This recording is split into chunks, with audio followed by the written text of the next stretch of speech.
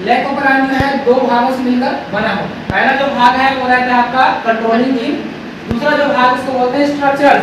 ठीक है, कंट्रोलिंग जो जीन रहता है वो तीन फिर से और नए भागों से मिलकर बना होता है। पहला जो रहता है उसको बोलते हैं रेगुलेटर जीन, दूसरा जो रहता है उसको बोलते हैं प्रोमोटर जीन, और तीसरा जो रहता है उसको बोलते हैं ऑपरेटर जीन। ठीक है, रेगुलेटर जीन क्या होता है? रेगुलेटर जीन को जो है एक प्रकार से आई के द्वारा इसको शो किया जाता है। ठीक, और ये जो है एक प्रकार से इनहिबिटर का काम करता है। इनहिबिटर मतलब कि कोई अभिक्रिया अगर उसको रोकना है या रोकना है उसको, अभिक्रिया होने से उसको रोकने के लिए जो प्रयोग करेंगे उसको बोलेंगे क्या? इनहिबिटर। जैसे कि हमको यहाँ से क्या बनाना है? प्रोटीन बनाना है, ट्रांसक्रिप्शन करना है, वहां से ट्रांसलेशन होना है, ट्रांसलेशन होकर जो है प्रोटीन निर्माण की प्रक्रिया में भाग लेना है, प्रोटीन वहां से क्या होगा? बनेगा। तो ये जो प्रोटीन के निर्माण के लिए जो चाहिए वहां पर इंड्यूसर मतलब प्रेरक, उस प्रेरक को जो है वो बनने नहीं देता, ये केवल जो है उसको इनहिबिट करने का काम करता है, उस अभिक्रिया को रोकने का काम करता है। और जो लेकोपराइन होता है वो डिपेंड करता है लैक्टोज के ऊपर। लैक्टोज एक प्रकार का क्या होता है? डाइसैकेराइड होता है, ग्लूकोज का या जो है कार्बोहाइड्रेट का डाइसैकेराइड है, जो कि क्या करेगा? अभिक्रिया को स्विच ऑफ और स्विच ऑन की स्थिति में लाने का काम करता है। मान लो जाए हमारे पास कोई बैक्टीरिया का मीडियम है, इसमें हमने क्या लिए हैं? बैक्टीरिया लिया, मान लीजिए इस्चेरिचिया कोलाई इसमें लिए हैं, तो इस इस्चेरिचिया कोलाई में प्रोटीन निर्माण की प्रक्रिया होगा या नहीं होगा? इस्चेरिचिया कोलाई अगर हम यहाँ पर लिए है बैक्टीरिया और ये हमारा मीडियम है, तो इस मीडियम में ये है इस्चेरिचिया कोलाई को क्या चाहिए? प्रोटीन निर्माण करना है, उसको प्रोटीन होगा, इसके लिए ट्रांसक्रिप्शन होगा, यहाँ ट्रांसलेशन होगा, फिर प्रोटीन बनेगा। तो इस प्रोटीन के निर्माण के लिए उसको क्या चाहिए? एक जो है नया इंड्यूसर। नया इंड्यूसर मतलब है कि इस प्रोटीन को निर्माण के लिए प्रेरक चाहिए, उसको प्रेरित करने वाला कि भाई तुमको प्रोटीन निर्माण करना है।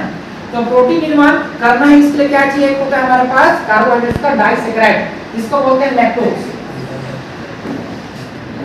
ठीक है, जिसको क्या बोलते हैं? लैक्टोज। ये जो लैक्टोज होता है, अगर इस मीडियम में हम इसको डाल देते हैं, इस मीडियम में अगर लैक्टोज को डालते हैं तो यहाँ पर प्रोटीन निर्माण की प्रक्रिया चालू हो जाता है, स्विच ऑन हो जाता है। अगर हम इस लैक्टोज को इस मीडियम के अंदर नहीं डालते हैं तो प्रक्रिया स्विच ऑफ है। ठीक है, कोई प्रॉब्लम नहीं। स्विच ऑन और स्विच ऑफ की स्थिति, दो स्थिति हमारे पास होता है। अगर हम यहाँ पर लैक्टोज इस मीडियम में डाल रहे हैं तो वो स्विच ऑन हो जाएगा, लैक्टोज के मीडियम में नहीं डाल रहे हैं तो स्विच ऑफ हो जाएगा। तो स्विच ऑन और स्विच ऑफ की स्थिति होगा, इससे प्रोटीन निर्माण होगा। तो भाई प्रोटीन निर्माण की प्रक्रिया के लिए हमारे पास कंट्रोलिंग जीन और स्ट्रक्चरल जीन। कंट्रोलिंग का मतलब यह है कि प्रोटीन निर्माण की प्रक्रिया होगा कि नहीं होगा, उसका कंट्रोल करेगा कौन? ये कंट्रोलिंग जीन। स्ट्रक्चरल जीन क्या करेगा? जब कंट्रोलिंग जीन पूर्ण रूप से आदेश दे देगा कि तुमको प्रोटीन निर्माण करना है, तब जाकर स्ट्रक्चरल जीन वर्क करेगा, प्रोटीन निर्माण की प्रक्रिया होगा। ठीक है, तो दोनों एक दूसरे के बिना अधूरे हैं। अगर कंट्रोलिंग जीन बोल देगा कि तुमको प्रोटीन निर्माण नहीं करना है तो ये प्रक्रिया आगे पूरा का पूरा खाली रहेगा, कोई भी प्रोटीन निर्माण नहीं होगा। अगर बोल दिया कि कंट्रोलिंग जीन की आपको प्रोटीन निर्माण की प्रक्रिया में भाग लेना है तो भाग लेगा, तो प्रोटीन यहाँ से बनेगा। तो इसके द्वारा क्या बनता है? ये जो आपका कंट्रोलिंग जीन होगा इसके द्वारा केवल और केवल आपको क्या निर्माण होगा? मान के चलो ट्रांसक्रिप्शन हो रहा है, मान चलो क्या हो रहा है? ट्रांसक्रिप्शन। लेकिन मेन प्रोसेस जो है तो कहाँ है? इसमें बचा हुआ है। तो कंट्रोलिंग जीन में तीन हमारे पास फिर से जीन होता है। कंट्रोलिंग जीन के अंतर्गत तीन जीन होते हैं, पहला रेगुलेटर जीन, ऑपरेटर जीन और प्रमोटर जीन। ठीक है, तो अभी हम लोग देख रहे हैं किसको? रेगुलेटर जीन को। तो रेगुलेटर जीन को जो जीन आई भी कहते हैं, प्रकार के इनहिबिटर, मतलब जो प्रक्रिया यहाँ से इसके द्वारा प्रारंभ होना है प्रक्रिया, उसको रोकने वाला है, इनहिबिटर है, दमनकारी। ठीक है, तो होगा क्या? जीन आई है तो जीन आई से क्या बनेगा? ट्रांसक्रिप्शन होगा तो रिप्लेसेबल एमआरएनए बनेगा। तो भाई कोई ना कोई डीएनए इसके पास रहा होगा तभी तो बनेगा। हम लोग जानते हैं हमेशा कि डीएनए के द्वारा ट्रांसक्रिप्शन होने के द्वारा ही एमआरएनए का फॉर्मेशन होता है। तो एमआरएनए का फॉर्मेशन कैसे होगा? ट्रांसक्रिप्शन के द्वारा जो है रिप्रेसर एमआरएनए बनेगा। क्या बनेगा? रिप्रेसर एमआरएनए, मतलब इसका हिंदी बोलेंगे तो इसको क्या बोलेंगे? दमनकारी, दमनकारी एमआरएनए बनेगा। तो ये क्या बन गया यहाँ से? दमनकारी एमआरएनए। अब ये दमनकारी एमआरएनए जो है ट्रांसलेशन करेगा और ट्रांसलेशन होने के बाद क्या बनाएगा? रिप्रेसर प्रोटीन बनाएगा, मतलब दमनकारी प्रोटीन बन गया। और यही दमनकारी प्रोटीन एक्टिव है, प्रोटीन का एक्टिव है ये। ठीक है, तो ये आया समझ में। अब किसी को कुछ डाउट है कहीं पे? नहीं है ना? हाँ, ये हो गया। इसमें आएगा आपके प्रोमोटर जीन। प्रोमोटर जीन को जो जीन पी भी कहते हैं।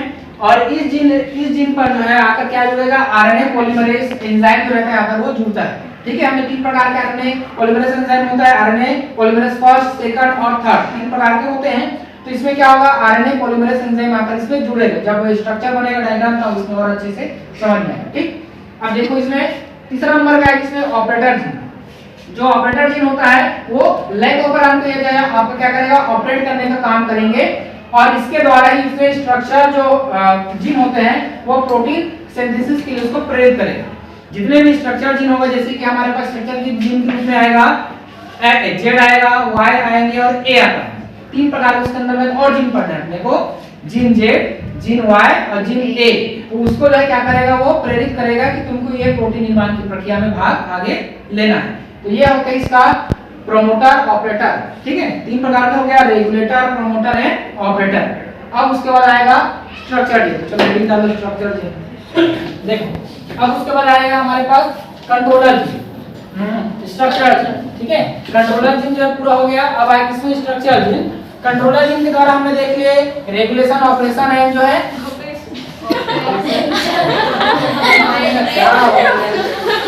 रेगुलेटर देखे, उसमें प्रोमोटर देखे एंड ऑपरेटर। ठीक है, अब देख रहे हैं अपने को gene Z, gene Y and gene A. ठीक है, तो जब उसमें ट्रांसक्रिप्शन होगा, ट्रांसक्रिप्शन के द्वारा क्या बनेगा, एमआरएनए बनेंगे।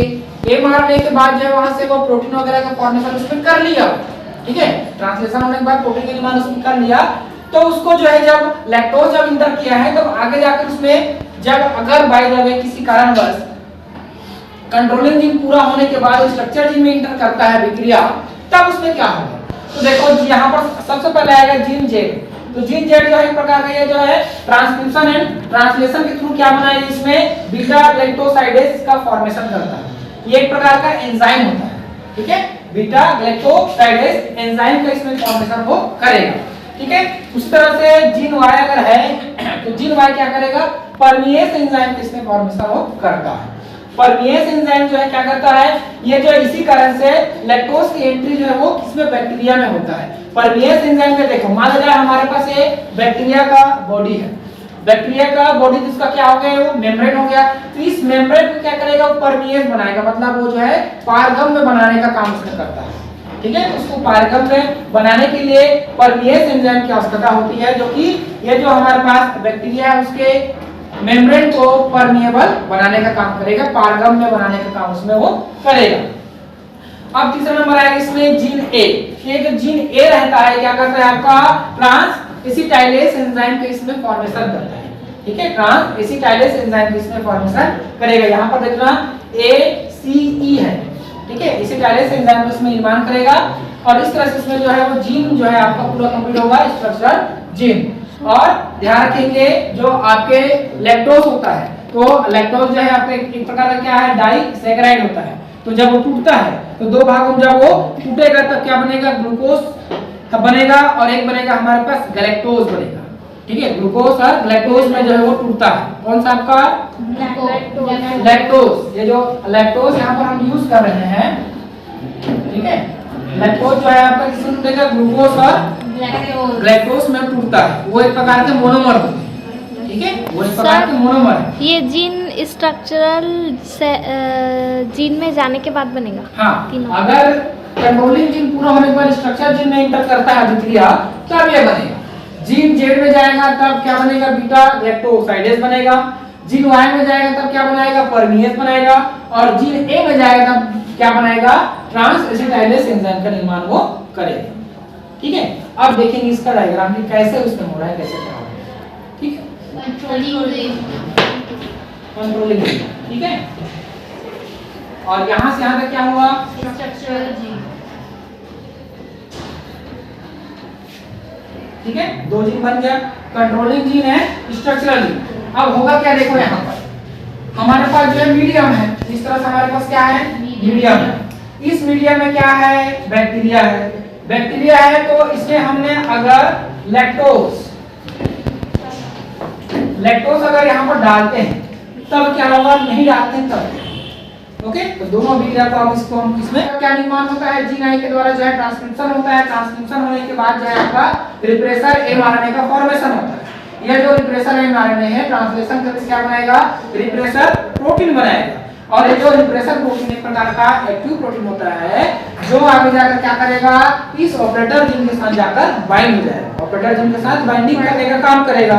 तो ऑपरेटर जीन के साथ जब बाइंड हो जाएगा तो यह अभिक्रिया आगे नहीं बढ़ेगा, अभिक्रिया आगे नहीं बढ़ेगा। और अभिक्रिया आगे नहीं बढ़ेगा मतलब कोई भी प्रकार के इसमें प्रोटीन निर्माण की प्रक्रिया नहीं होगा। यह है आपका केस नंबर पहला।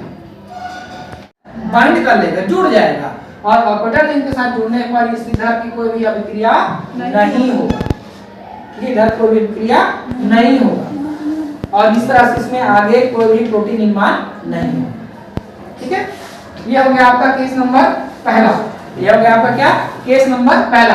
अब देखते हैं अगर यहाँ पर इसको ऑन कर देते हैं, स्विच ऑन कर देते हैं, इसको हम लोग क्या कर देते हैं, स्विच ऑन कर देते हैं। तो स्विच ऑन होगा तब क्या होगा, अब इसको इस स्थिति को समझो।